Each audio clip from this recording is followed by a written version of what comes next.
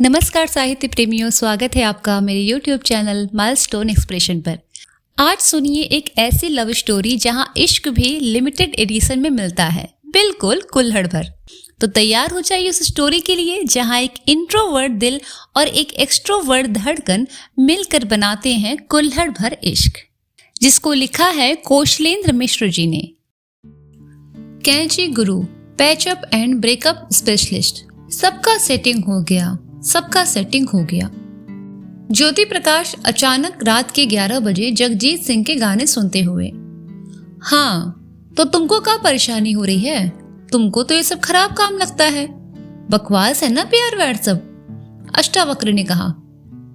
का मतलब? मैं आदमी नहीं हूं, मेरे अंदर दिल नहीं है, मेरा मन नहीं है। हाँ, अब ये भी लौंडा गया, इसे भी कोई पसंद आ गई। सुबोध ने कहा। अरे, इसे कोई लड़की कैसे पसंद आएगी? इतनी अच्छी लड़की तो इसके लिए चुने थे दीक्षा राय, थोड़ा भी अप्रोच ही नहीं किया ही। अष्टावक्र ने कहा। हाँ, एकदम पवित्र नारी चुने थे हमारे लिए। साला कब की सेटिंग हो रखी थी उसके आनंद सिंह वहां से, एडमिशन लेने के साथ ही सेटिंग कर ली थी। जैसे लग रहा है एडमिशन ही वर्जिनिटी खत्म करने के लिए लिया था। ज्योति प्रकाश ने कहा। अच्छा छोड़ो, अब उसको कैरेक्टर सर्टिफिकेट मत बांटो, बताओ कौन लड़की पसंद आई है? सुबोध ने कहा। हमको कोई पसंद आ रही थी, तुम ही लोग ससुरे मेरा दिमाग खराब किए हो।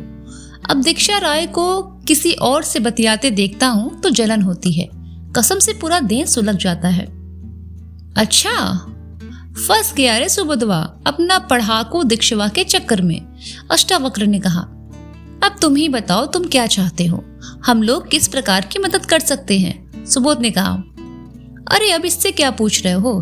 कह तो रहा है हम ही लोग आग लगाए हैं, तो जाहिर सी बात है बुझाना तो हमें ही पड़ेगा, क्यों साले साहब? अष्टावक्र ने कहा। हाँ और नहीं तो क्या, बहुत बड़की वाली चालाक लड़की है दीक्षा राय। कैसे होगा ये अष्टावक्र? करना क्या है, करते हैं कैची गुरु को हायर, और थोड़ा हमें भी मेहनत करना होगा। अष्टावक्र ने फुल कॉन्फिडेंस से कहा। क्या लगता है अष्टावक्र, कैंची गुरु से काम बन पाएगा? ज्योति प्रकाश ने कहा। अरे भैया, अब तक जितना कैंची गुरु को हम जान पाए हैं उससे यही पता चलता है कि अभी तक अपने किसी प्लान में वो फेल नहीं हुए। सुबोध जी ने कहा। बस दिक्कत यही है कि वो सेक्शन बी में पढ़ते हैं और दीक्षा अपने सेक्शन ए में, मतलब घर यूपी में और ठेका नेपाल में। कैसे करेंगे वो? बहुत कठिन है। अरे आजकल ऑनलाइन जमाना है, सब कुछ आसान है भाई लोग। पिछली बार तो उन्होंने सेक्शन बी की एक लड़की का टाका एक बाहरी लड़के से भिड़वा दिया, वो भी बिना किसी ठेके के, केवल दोस्ती में। अरे लेकिन तुमसे वो डबल लेंगे, कोई परिचय तो है नहीं। दो काम करवाना पड़ेगा। पहला कि दीक्षा राय और आनंद सिंह के रिलेशनशिप पर कैंची चलानी पड़ेगी, और फिर ठेका देना होगा तुम्हारा टाका भिड़वाने का। सुबोध ने कहा। कैंची गुरु की जय हो। अष्टावक्र ने 76 नंबर रूम में घुसते ही कहा। अरे सेक्शन ए की त्रिमूर्ति, मेरे रूम में एक साथ किसका ऑपरेशन करना है हो? अरे क्या बताएं गुरु, हमरे ज्योति प्रकाशवा जी के दिल का बैलेंस शीट गड़बड़ा गया है, अब आप ही कुछ कर सकते हैं। सुबोध ने कैंची गुरु के सामने कुर्सी पर विराजमान होते हुए कहा। अच्छा तो ये बात है। हाँ तो बताइए ज्योति प्रकाश के बिना लजाए, बिना शर्माए कहाँ कैंची चलाना है और कहाँ टाका मारना है? हाँ ज्योति, तुम ही अपने मुंह से सब कुछ सच सच बताओ। देखो डॉक्टर और वकील से झूठ नहीं बोलना चाहिए। अष्टावक्र ने कहा। देखिए कैंची जी, हमको कक्षा में किसी लड़की से मतलब नहीं था, आराम से पढ़ना और घूमना हमारा काम था। ये बात इन दोनों नालायकों को अच्छी नहीं लगी।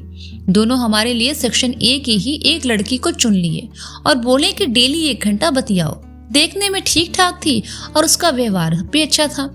वो भी मैथ से थी और हम भी मैथ से थे। अलग से गणित शिक्षण की कक्षा में भी मिल जाती थी। कुल मिला जुलाकर हम भी उसको समय देने लगे थे। वो भी एकदम खुशी खुशी बतियाने लगी थी। अब कुछ दिन पहले पता चला कि उसका एडमिशन समय ही बीएड सेकेंड ईयर वाले आनंद सिंह से टाका भिड़ गया था। वो अपने हॉस्टल भी आई है मेस रास्ते। दोनों फिजिकल भी हो चुके हैं। ज्योति प्रकाश ने कहा। अरे उसका नाम तो बताओ, पजेसिव आशिक। अच्छा ये बताइए, जब वो फिजिकल हो चुकी है तो अब आप क्या करेंगे उसका? कैंची गुरु ने कहा। अरे गुरु, हम वर्जिनिटी को काल्पनिक वस्तु ही मानते हैं। हमको इससे कोई फर्क नहीं पड़ता, बस आप उन दोनों के प्यार पर कैंची चलाइए और मेरे घाव पर टाका लगा दीजिए, ज्योति प्रकाश ने कहा। अच्छा, बॉयफ्रेंड ब्रांड माइंडेड हो भाई, बहुत अच्छी बात है, पर आप नाम ही नहीं बता रहे लड़की का, कैंची गुरु ने कहा। अच्छा, अरे सॉरी, दीक्षा राय नाम है उसका, ज्योति प्रकाश ने कहा। कैंची गुरु बहुत ही काम के आदमी हैं, MBBS से कम समझने की गलती न कीजिएगा उन्हें। टाका और कैंची दोनों बहुत तेज और सफाई से चलाते हैं। इनके बेचैन और उड़ते मन के कारण कोई लड़की तो फिलहाल इनके चंगुल में नहीं है, पर ये अपने सेक्शन की अधिकांश लड़कियों के दोस्त हैं, और दोस्त भी कैसे, भाई बहन के रिश्ते सी पवित्रता वाले। खुद को प्रोफेशनल डॉक्टर ही समझते हैं, पूरा हैवी शुल्क लेते हैं और इस काम का, कैंची चलाने का तो कम लेते हैं, पर टाका भिड़ाने का मुश्किल बताकर ज्यादा ले लेते हैं। अपने दोस्तों की सेटिंग तो बस बकरा मुर्गा की पार्टी पर ही कर देते हैं। लड़कियों में इनकी गहरी पैठ का कारण इनकी छोटी बहन भी है, जो इनके साथ ही सेक्शन B में पढ़ती है। बाकी आप समझ ही गए होंगे। और हाँ, लड़कियों की मदद करने में भी ये सबसे आगे रहते हैं। सुपारी लेकर कैंची चलाते हैं और ठेका लेकर टाका भिड़वाते हैं। अपनी महिला दोस्त से भी इस काम में भरपूर मदद लेते हैं। थोड़ी आइसक्रीम चॉकलेट के एवज में जिस बंदे की सेटिंग करानी है उसकी इमेज मेकिंग का काम करवाते हैं। अतः कैंची गुरु जीवन परिचय। ज्योति जी देखिए, आप ही गणित वाले हैं, अपनी मैडम के मोबाइल का न्यूमेरिक पासवर्ड बता दीजिए। मैंने पता कराया तो पता चला 11-12 डिजिट का है, पर इसको इतना जल्दी याद हो। पासवर्ड डालते समय की वीडियो रिकॉर्डिंग कराए हैं, लेकिन इतनी फास्ट है कि बीच के 4 अक्षर पता ही नहीं चल रहे। कैंची गुरु इन तीनों के रूम में घुसते हुए, ये होता है एक प्रोफेशनल का काम, कितना शिद्दत से लग गए, पता करो ना ज्योतिवा। का झाड़ू मार रहे हैं गुरु, कैंची ने कहा। मैं आज शाम को आपको बता दूंगा, ज्योति प्रकाश ने कहा।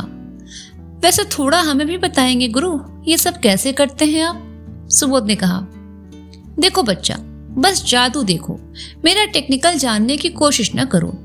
पता चला कल तुम भी एक कैंची गुरु बन जाओगे तो फिर मेरी दुकान बंद हो जाएगी, कैंची गुरु ने कहा।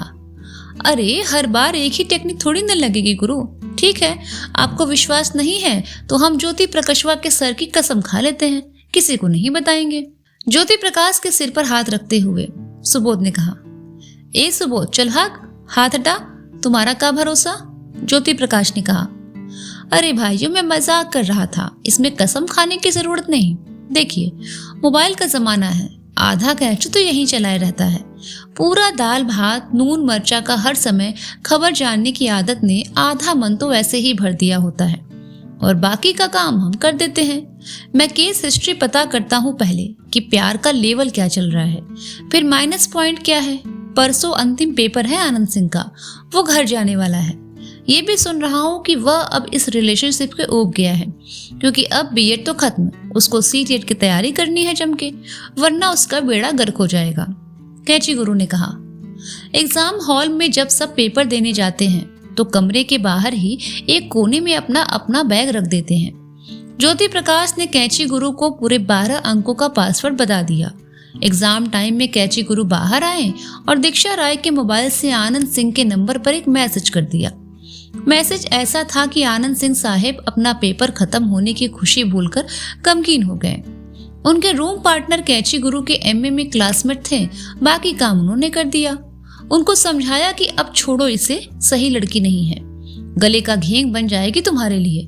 कल बताओ केस कर दिया कि शादी का झांसा देकर शारीरिक शोषण किए हो तो क्या करोगे, मेडिकल में तो प्रूव हो ही जाएगा।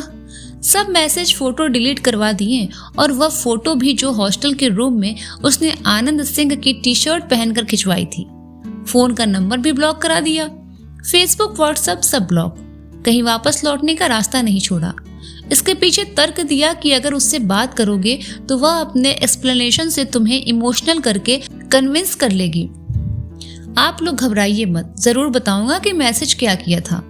कैंची लगा दिए हैं गुरु, बस अब परसों वाले पेपर से मरहम लगाना शुरू कर दो। कैंची गुरु पेपर देकर बाहर निकलते ज्योति प्रकाश से कहे। कैसे गुरु, इतना जल्दी? वाह, तब तो लगता है काम भी जल्दी ही बनवा दोगे, ज्योति प्रकाश ने कहा। अरे नहीं भाई, अब काम कठिन पड़ेगा और टाइम भी नहीं है। समर वेकेशन बाद लौटना तो पक्का कर देंगे। तोड़ना आसान होता है भाई, जोड़ना कठिन होता है।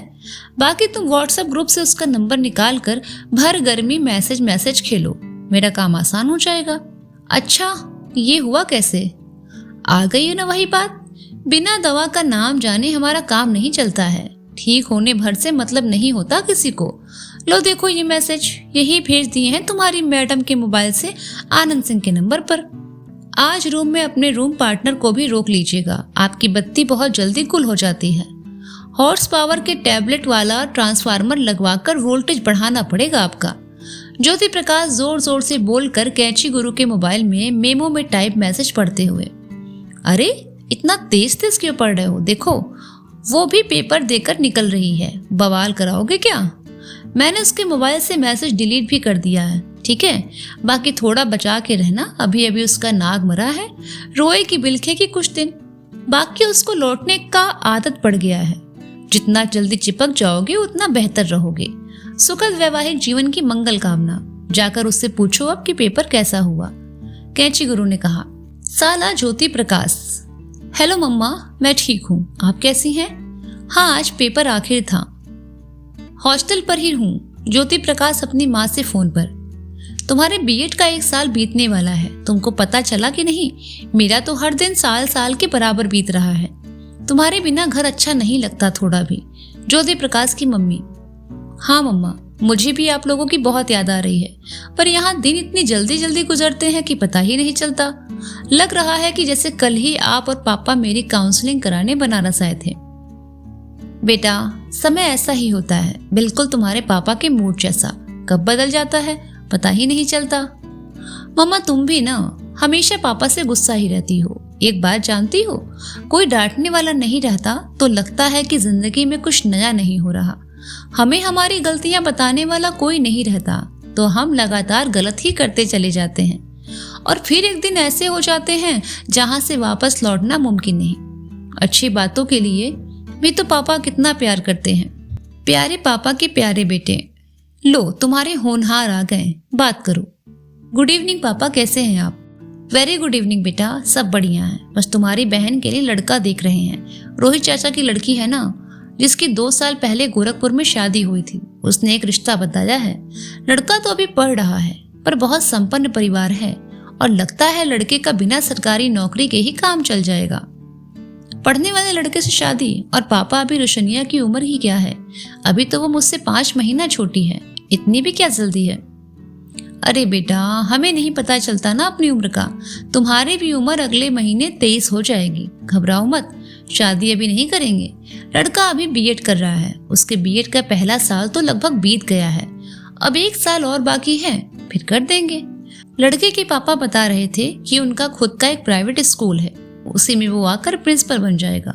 पता किया था मैंने, बहुत बड़ा स्कूल है, 1100-1200 लड़के पढ़ते हैं। ठीक है पापा, तब आजकल सरकारी प्राइवेट में कोई फर्क नहीं, अब तो सरकारी नौकरी में भी रिटायर होने के बाद पेंशन नहीं मिल रही है, सब बराबर है। लेकिन शादी 1 साल में नहीं होगी, कम से कम 1.5-2 साल तो करेंगे, तब तक रोशनी का भी बीटीसी हो जाएगा, फिर लड़के को भी अपना काम समझने के लिए कुछ समय मिल जाएगा। हाँ ठीक है, जैसा तुम कहो। बाकी लड़की की शादी है तो लड़के वालों की पसंद का ख्याल करना पड़ेगा। वैसे तो कहना नहीं चाहिए, पर जानते ही हो कि बड़े भैया के मरने के बाद रोशनी अपनी जिम्मेदारी है। जिम्मेदारी? चचेरा क्या होता है? बहन है वो मेरी और बेटी है आपकी। हाँ यार, मैं कहाँ मना कर रहा, मेरे कहने का मतलब ये था कि सब कुछ एकदम सोच विचार कर अच्छे से देख परख कर करना होगा, वरना लोगों को तो जानते ही हो, सगी बेटी हम मानते हैं, वो थोड़ी न मानेंगे। हम कितना भी अच्छा कर लें, पर अगर कुछ गड़बड़ हो जाती तो सब यही कहेंगे कि इसके पापा नहीं है, तो उसका किसी ने ख्याल नहीं रखा। कहाँ से बीएड कर रहा है वो? कहीं नेपाल से डिग्री तो नहीं खरीद रहा है ना? अरे हाँ, तुम्हें बताना भूल गए थे, वो भी तुम्हारी फैकल्टी में ही पढ़ता है, हो सकता है तुम्हारी क्लास में ही हो, बीएड फर्स्ट ईयर में। कौन है वो? क्या यार पापा, पूरी दुनिया में मेरा ही क्लासमेट मिला था, फ्री फंड में पूरी कक्षा का साला बन जाऊंगा। ऐसा करो, आप इस शादी कैंसिल ही कर दो, दूसरा लड़का खोजो। अपने साथ पढ़ने वाले से बहन की शादी नहीं हो सकती? ये कहाँ गया है? तुमको वहां जिंदगी भर थोड़ी न रहना है, और शादी तो वैसे भी बीएड पूरा होने के बाद ही होगी। इसमें एक फायदा है ये कि तुम उसके बारे में अच्छी तरह जांच परख सकते हो। पता करो जरा लड़का कैसा है। नाम थोड़ा सा अटपटा है, पर नाम से क्या मतलब? अष्टावक्र नाम है। अष्टावक्र? ज्योति प्रकाश के पैरों तले जमीन फटती हुई। आसमान से कोई उसके ऊपर मुतते हुए और अधिक तनाव के कारण कपड़ा डालने वाली रस्सी टूटती हुई। सीडी ब्लैक कर दिए ना अपनी वाली? जब नहीं तब इसी से लड़ते रहते हो। इतनी खुजली थी तो बता देते, मैं बाजार से पटसन की रस्सी ला देता, सब दर्द दूर कर लेते। अब कपड़े कहाँ डालूं? चलो अब नई रस्सी लाकर बांधो। अष्टावक्र ने बाल्टी से कपड़े उतारते हुए कहा। हेलो हेलो बेटा, आराम से पता कर लेना, कोई जल्दबाजी नहीं है। अब तो गर्मी की छुट्टी होगी तुम्हारी, घर से लौट कर जाना तो पता कर लेना। वैसे उसे जानते हो कि नहीं? पापा, मैं बाद में बात करता हूँ। कौन है बेटा बगल में? इतना हल्ला कर रहा है। कैसे कैसे लड़के पहुंच जाते हैं बीएचयू। इतना भी नहीं पता कि कोई फोन पर बात करे तो शांत रहना चाहिए। न जाने कैसे एडमिशन पा लेते हैं। अच्छा बेटा रखो, बाद में बात करते हैं। हम भी थोड़ा नहाएंगे, अब बहुत गर्मी हो रही है इधर। किसी दिन भी बिना 2-4 बार नहाए काम नहीं चलता। ठीक है पापा, बाय बाय। कौन था साले साहब? ससुर जी थे क्या? पहले न बताना चाहिए था, हम भी हाथ पैर पकड़ लिए होते। भाई तू चुप कर यार।